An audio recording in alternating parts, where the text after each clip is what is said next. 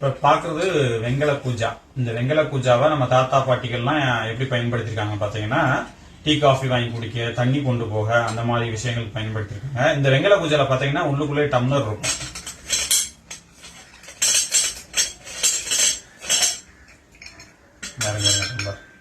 இதுல வாங்கி இதை ஊத்தி குடிச்சுக்குவாங்க.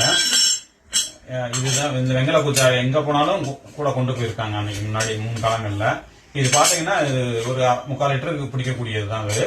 இதோட பாருங்க இந்த வேலைப்பாடு எப்படி இருக்கும் பாருங்க. உள்ளுக்குள்ள மறை அந்த காலத்துல எவ்வளவு நாகரிகம் வளராத காலத்துலயும் நல்லா வந்து மறையெல்லாம் போட்டு நல்லா மூடுற மாதிரி டைட்டா அந்த மாதிரி எல்லாம் பண்ணியிருக்காங்க.